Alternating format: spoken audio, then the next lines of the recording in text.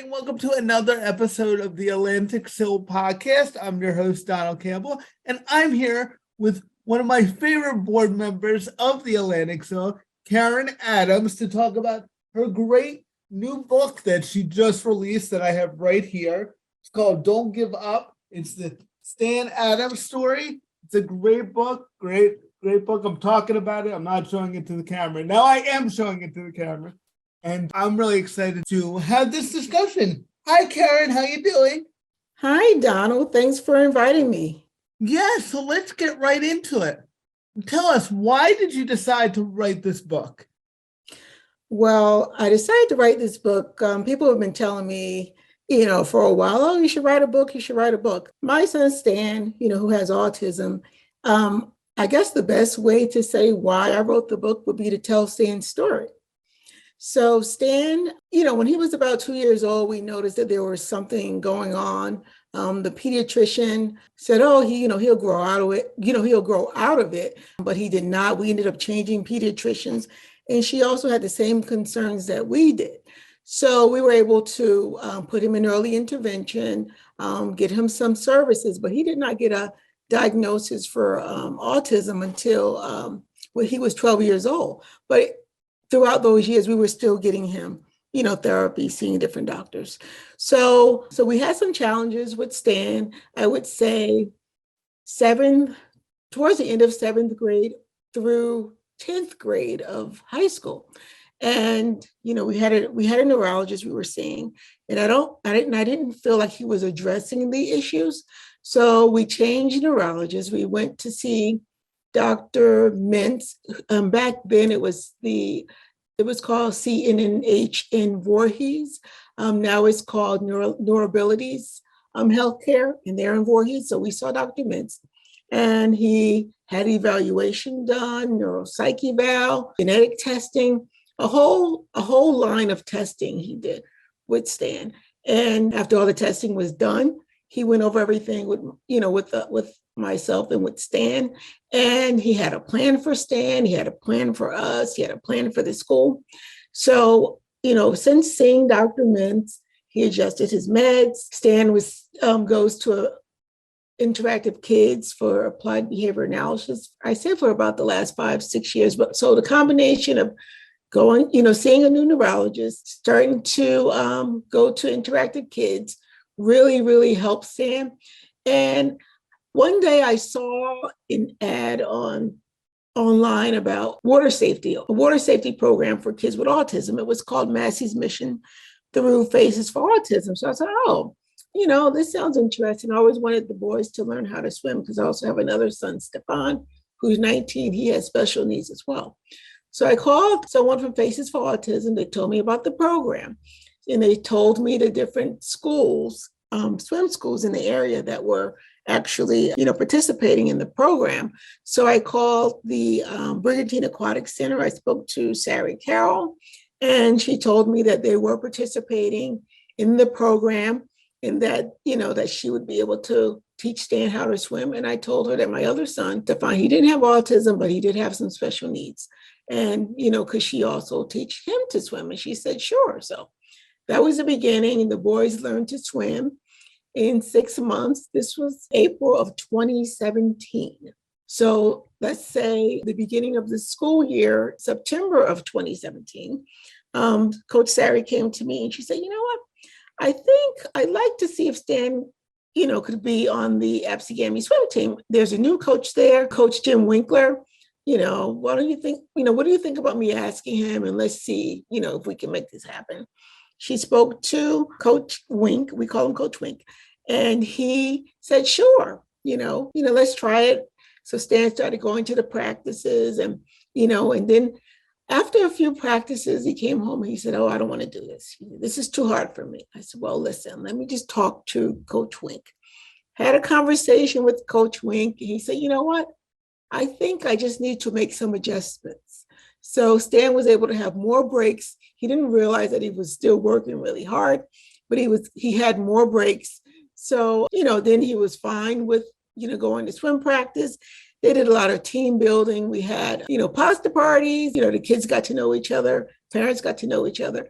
So Coach Wink approached me, I believe sometime in December. He said, I think it's time for Stan to have his first swim meet. He said, I'm thinking about the swim meet at Ocean City. It's a nice pool. I think it'll be great for Stan. So the swim meet was January 3rd at Ocean City. And Stan, was on the block getting ready to swim. And he had a false start. And we were like, oh my goodness, I didn't want him to throw him, but Coach Sari was there. She talked him through it. And then the race started, he got back on the block, and then the race started and he started swimming, and all his teammates were kind of following him and cheering him on. The coaches were cheering him on. We were all cheering him on. And once he finished the race, the whole place erupted. Everybody started clapping, and not only his swim team embraced him, the coaches, some of the therapists from Interactive Kids I invited, they were crying. So all the, not only Absegami parents and, teammates that were there were so excited and clapping, but also the Ocean City swim team, they were all, up and clapping, coaches, parents. It was amazing. It was as if time stopped at that particular moment, and all the focus was on Stan. So that's a great story. It's a great story. And how did he react? Did he like the attention? I don't think he grasped what such a big deal it was. He was asking, oh, why are you crying? Why is Coach Sari crying? So I don't think he grasped the that how big a deal it was. And so after the swim meet, Stan became like the local celebrity in the area. He was in all the papers, and Coach Wink did a interview on the radio, talked about Stan. So then Stan, he was voted the prom king that year. He got the Faces for Autism Community Leader Award, Community Leader Award, and also he received an award from Absegami. I believe it was the Male Athlete of the Year award. So it was a huge year for Stan. So that was probably the reason why I wrote the book. It was such an amazing year for him. And he also, a couple of years later, he got the Donald J. Sykes Award as well. He was nominated by Kara Jansen, a friend of ours. And because of Stan's, all the success that Stan had on the swim team, the Brigantine Aquatic Center, they started a Special Olympic swim team, and they made Stan the captain.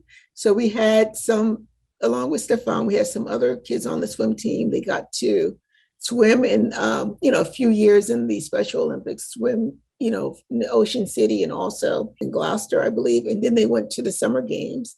So it was such an amazing, so many things happened because of that particular day. And then I think last year, they renamed Brigantine Aquatic Center, renamed the Special Olympics team the Stanley Special Friends swim team. Wow, that's so cool. And what advice would you give parents? Because I know, like, autism, it can be a real scary thing, especially when you're first diagnosed and, wondering how they're going to be accepted. It's like all the normal things that parents worry about. Then you put autism on top of it. So I think a lot of people would hear your story and be like, that sounds great, but it also sounds like scary. Like, what if it doesn't work out? What if we try something and it doesn't work out? So I was just wondering what your advice would be to parents in similar situations. Oh, absolutely. There are going to be some challenges, but you can't give up. You have to make sure you have a village around you that, consists of family, friends, coaches, therapists, physicians. Early intervention is key when you're newly diagnosed with autism. Trying to get all of those therapies into place, whether it's, speech therapy, physical therapy, occupational therapy, ABA therapy, making sure you have all of the resources that are available to your child. And, when you're going to school and you're meeting with the child study team, ask as many questions as you can, make sure they know who you are, and make sure, all the people who are on the team and who you need to go to. if you need to advocate for your child. No one can advocate for your child better than better than you can. And then I know for myself, at one particular time I had to contact the statewide parent advocacy network. They're a really good organization if you're having some issues at school, because they will definitely come in and help you advocate as well. Yeah, I love SPAN. They're awesome. Oh, absolutely. They're awesome. Just great things you said there. Know your resources. There are a ton, luckily, it's 2023 now, and a lot of progress has been made. There's a lot of great resources out there, places like the Center for Independent Living and SPAN, and places that know their way around different situations. And, I hear that too. A lot of people will say, what if it doesn't work out for my kid? What if we try this job and it doesn't work out? Well, people without disabilities get to fail all the time and learn. So even if it doesn't work out and it's just a learning experience, like that's okay. That's okay. That's called life. And, learning how to deal with that is really important. And I think your story shows that actually it also can work out really well if you try something and just take a chance. And I love the part in your story about how Stan was struggling a little at first when he first started, but instead of like giving up, you were like, let's just revisit it. Let's have this conversation and let's talk to the coach. And the coach, he got it right away and was like, let's just adjust this before we just say, oh, not working. Can't do that. So I think that's really important. So talk about the importance of like communication, because I think that's really key. Absolutely. And, if one thing doesn't work out, try different things. Just because, a particular therapy work for Stan may not work with another kid. You just have to try different things to find out what would be beneficial for your child. And communication, as you mentioned, Donald, is key, because what if, Stan could have came home and said, oh, I don't want to do it. And I could have said, oh, okay. However, I said, wait a minute. I said, let's see what we can do here. Let's see if we can make some adjustments. So being able to be flexible about things, and, and that's a big deal as well. Making sure maybe one thing may not work, but keep trying and you will find something. And I know in our house, we never say the word can't. You have to try. At least you have to try. Right. So that's huge, and we live in an area, Donald, where there's so many resources here, right. In our community. We have FACES, we have the Atlantic County Center for Independent Living, we have Harder Surfing, we have 21 Down. We have so many different organizations that are right in our area. So we're really fortunate in that way, So all the, I know a lot of the parents, they know me, and the kids know each other, but, just having that village, and your village may look a little different than my village, but right. Just having people around you that can support you in this journey, because, it's not always great days. Some days you have days that are challenging, but you just have to remember that there is light at the end of the tunnel, and you can never give up on your kid.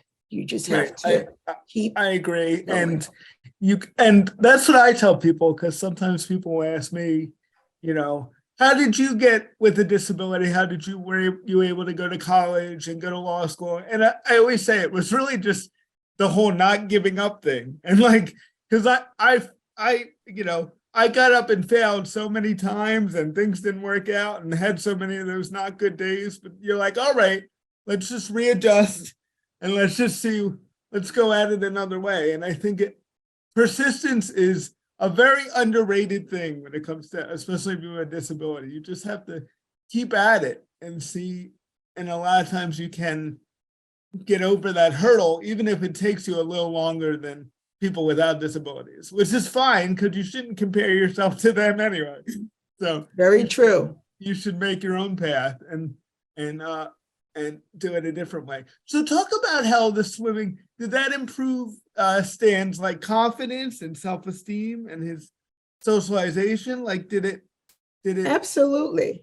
Absolutely. It was, he was on a team where there was an amazing group of kids. So like I mentioned, we would have pasta parties, like, and the kids would get to, kind of hang out together. And then we'd have other like fundraisers. So it really, I think he got to feel he got to experience what it felt like to be part of a team, you know, and he had teammates who would, kind of be, kind of look out for him, make sure he was okay. There's still a couple of his teammates that still support him. We still see them. And it was amazing. It was amazing. It was an amazing experience. I mean, it could have been a situation where I said, oh, no, I don't think I want to do this. Stan would have missed out on such an amazing year if I said, no, I don't think we should try this. Right. He would have missed out on really that growth. Absolutely. And all the opportunities. So what is Stan up to now? What is he doing now? Besides being a co-author essentially of this book, because it's his story. So what else is he up to now? Well, Stan works twice a week. He works at there's a rest stop here over in Galloway. It's off of the Parkway. It's like exit 40 near exit 41. He works there twice a week, Mondays and Fridays, with support. And Tuesday, Wednesday, and Thursday, he goes to Interactive Kids. They have a voice program, where they do a lot of vocational life skills. They do some volunteering. He does that Tuesday, Wednesday, and Thursdays. And then he also swims. So he swims on Sundays. He and Stefan, they swim on Sundays over at the Brigantine Aquatic Center.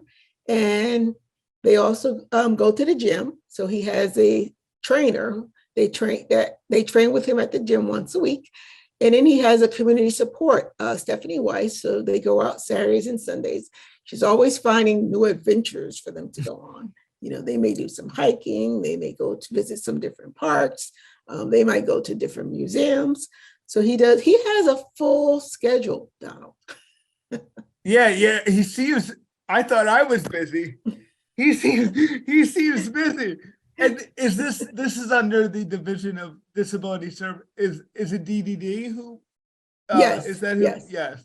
Yes. So for those that don't know, there's New Jersey, the Division of Developmental Services, disabilities who, if you get approved, you get a budget to spend money for organizations like Interactive Kids to provide services. And yeah, there's a lot of good choices. And luckily, we do live in a state where there is a lot of strong programs comparatively to other states. And I would encourage, if you are listening to this and you're in another state who maybe doesn't have as strong programs, I mean, you really got to advocate and create your own, because it's not going to fall out of the sky, because a lot of these programs exist because of people with disabilities and parents of people with disabilities working together and pushing for these things. So people with disabilities can have choices out in the community. I think that's awesome that Stan's got a busy life and he's not just hanging out, in the house somewhere waiting for stuff to do. So I think that's really important. And the ARC of Atlantic County, they're another good resource too. Yes, they do great work too. How long did it take you to finish this book? So, because I really enjoyed it. Oh, thank you, Donald. It was one of those situations where I said, let me just sit at the computer and see what I have. And before I knew it, I had 10 pages. So I kind of built from that. I didn't want it to just be me talking about Stan, so, I talked about the early years. I talked about the challenges, but I also wanted to talk about the triumphs that Stan had. And then, as I mentioned, I didn't just want it to just come from me. I wanted it also to come from people who worked with Stan, who either, if it was a coach or a therapist, physician, counselor, tutor, So before I knew it, I had all these people who were sending me testimonials about Stan. I also wanted to include some resources, for parents whose kids are newly diagnosed, and also include some tips or advice as far as, are good, some tips that are good to know or advice good to know. when you have a kid who's newly diagnosed. So I kind of built on it from there. And I was very pleased with it, Donna, when I was done. Yeah, you should be. And I just, it's a real easy read. It's not 800 pages where you're like, why is this book so long? It could have been 200. It's a real easy, quick read. You get right to the point, right to the good stories. And, you get right to what people want to hear about. So I think it's just a great book. I went to your book signing and Stan was there, and you always include Stan in, it seems like, everything, which I think is really important. Yes. Because you want that person with the disability to still be involved in any way they can, because it is their life at the end of the day. And I just love how you had him right there signing the books, and he was enjoying it. So I, as a person with a disability, I appreciated that approach. It wasn't like, hey, here's Stan's mom. Where's Stan? Where's he? Yes. So I thought that was awesome. You talked about it a little bit, but what was the most helpful kind of resource for you? Was there one thing that kind of opened the door to all the other resources? What kind of got you from the new diagnosis to where you are now? Was it the school, or was it a bunch of different things? I would say it was a few things. It was first the changing the doctors, right? Going to see Dr. Mintz at, it was, as I mentioned, it was CNNH back then, but now it's Neuroabilities Healthcare. Getting that plan, a plan for home, a plan for school, and working with the school to make sure that we were all on the same page. And also that the ABA therapy was huge for Stan. So I would say all three of those, and also, being on the swim team, being part of a team, I think that was also really, really important. And I mean, I could see a difference in Stan at the end of that school year, the confidence, right, being the prom king, and, so I would say all of those really, were really huge factors in helping Stan get to where he is today. And also as I mentioned, it takes a village. So it wasn't just my family.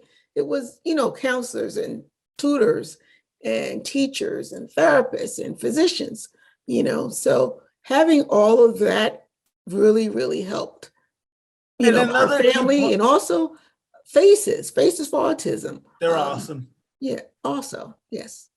Yeah, and I didn't mean to cut you off, but I wanted to zone in on a key point, because you said the first doctor was kind of not listening to you. And I think one of the things, a key thing that I focused in on your story was kind of trusting your gut.